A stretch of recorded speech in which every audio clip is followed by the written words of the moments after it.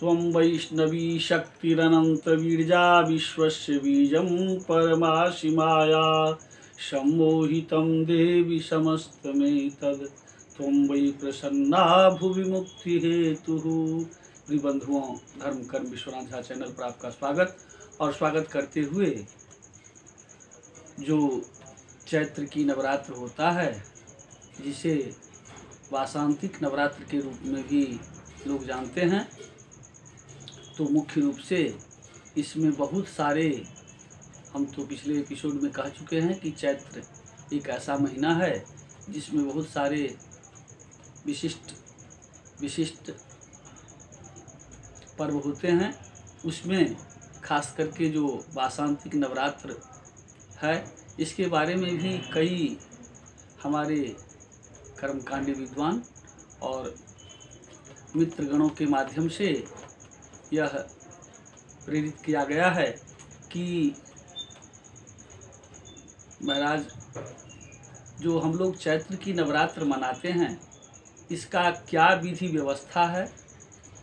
और इसमें कलश स्थापन करने के बाद जो जयंती इत्यादि बोलते हैं,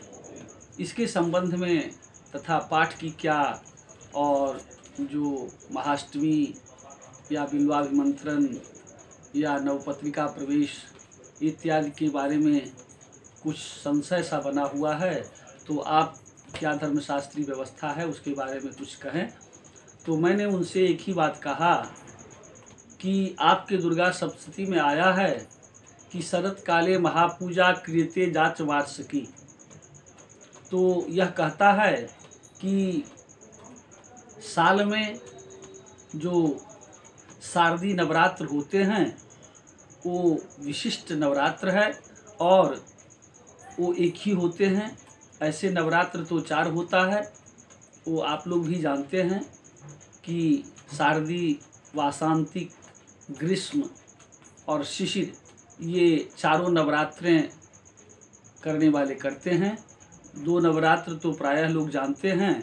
खास करके चैत्र और कुवार यानी आश्विन की, और जो 2 गुप्त नवरात्र हैं, वो जो साधना करने वाले हैं वो मनाते हैं और अपनी साधनाओं को उसमें सिद्ध करते हैं। तो मुख्य रूप से जहाँ तक जयंती और पाठ तथा उनकी विधि व्यवस्था की बातें हैं, तो हम जब शारदीय नवरात्र मनाते हैं तो उसमें खास करके जो हमारा धन धान्य की मैंने पिछले एपिसोड में उल्लेख किया हूँ, तो जहाँ धन शब्द से रुपया, पैसा, हीरा जवाहरात की बातें आता है, उसी तरह से धान्य में एकमात्र जिससे चावल निकलता है, जिसे आप धान्य कहते हैं, तो धान्य शब्द से वास्तव में बोध तो होता है उसी धान्य का, जिसका आश्विन में वह जो धान का पौधा लगाते हैं उसमें धान आ जाता है और दूध और दाने भरने भी चालू हो जाते हैं। तो उस समय में आप देखेंगे कि पूरा प्रकृति, चूँकि बरसात का वह अंतिम समय रहता है, चूँकि भादो के बाद आश्विन जो आता है, उसमें सारे जितने वृक्ष, गुल्म, इस तरह के पौधे सारे जो है पुष्पित पल्लवित रहते हैं और उनमें प्रकृति लगता है कि वह स्वतः नवरात्र को मनाने के लिए उद्यत है। और आया भी है दुर्गा सप्तशती में कि नमो देव्यै महादेव्यै शिवायै सत्तं नमः, नमः प्रकृत्यै भद्रायै नियताः प्रणता स्मताम्। तो प्रकृति ही जगदम्बा के स्वरूप में और उस अपने आराध्य देवियों का आराधना करने के लिए उद्यत रहती हैं। ऐसी स्थिति में वह जो हम लोग जवारा भी जिसको कहते हैं, जयंती, वह वो करके और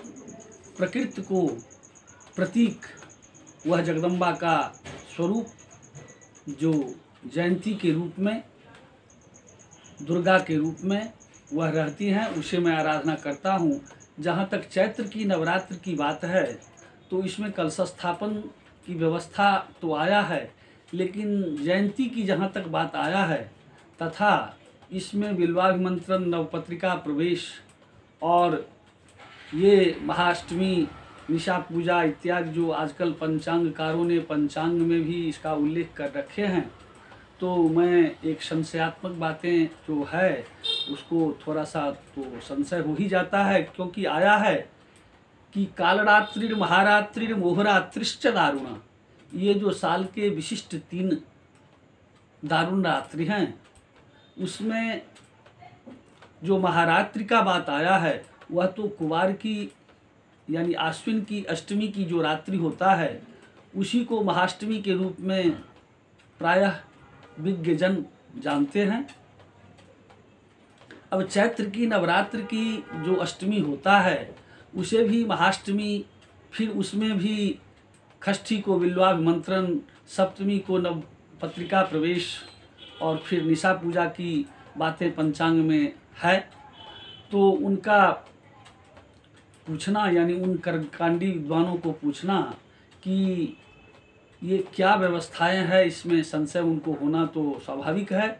तो मैंने उनसे यही कहा कि हमारे कर्मकांडी ये कर्मकांड का विस्तारीकरण या जो कुवार की यानी आश्विन की नवरात्र में जिस परंपरा से इसको संपादन करते हैं उसी परंपरा के तहत इसमें भी जयंती या उस तरह की बिल्वाभिमंत्रण और नवपत्रिका प्रवेश, निशा पूजा, महाअष्टमी इत्यादि का उल्लेख करते करते आज पंचांग में भी उसे दर्शाना पड़ रहा है। जबकि वास्तविकता ये है कि मैं पिछले एपिसोड में भी यह कह रखा हूँ कि भगवान राम का जन्म इस चैत्र की रामनवमी को हुआ था। तो ऐसी स्थिति में जो भगवान राम के जन्म के निमित्त अनुष्ठान यज्ञादि किए गए थे, तो आया है कि उन्हें श्रृंगी ऋषि के द्वारा विशेष वशिष्ठ के प्रेरणा से जो यज्ञ अनुष्ठान दशरथ जी से कराया गया उसमें जो नामकरण तो पुत्रेष्ट यज्ञ था, परंतु पुत्र प्राप्ति के लिए बहुत सारे जो हमारे धर्मशास्त्र में व्यवस्था बनाए गए हैं उसमें नवचंडी, शतचंडी, सहस्त्रचंडी इत्यादि का भी उल्लेख आया है कि इसको करने से पुत्र रत्न की प्राप्ति होता है, संतान का प्राप्ति होता है। ऐसी स्थिति में यह कई शास्त्रों में उपलब्ध होता है कि श्रृंगी ऋषि के द्वारा जो पुत्रेष्ट यज्ञ कराया गया उसमें शारदीय नवरात्र को करके और उसी का जो विशिष्ट प्रसाद यानी जगदम्बा की कृपा वह दशरथ जी को दिया गया, जिससे परब्रह्म परमेश्वर श्री राम, लक्ष्मण, भरत, शत्रुघ्न का प्राकाट्य हुआ। तो ऐसी स्थिति में उन्हीं को उत्सव के रूप में हम चैत्र नवरात्र मनाते हैं। और चैत्र नवरात्र में आप सब जानते भी हैं कि उस मध्य में और बहुत सारी विधियां की जाती है, जैसे राम जन्मोत्सव, हनुमत ध्वज इत्यादि इत्यादि और बहुत सारे उत्सव किए जाते हैं। तो इन्हीं सबको ध्यान में रखते हुए और शास्त्रीय व्यवस्था को देखते हुए आप अपने कार्य को संपादन करें। जय जगदम्ब, जय विश्वनाथ।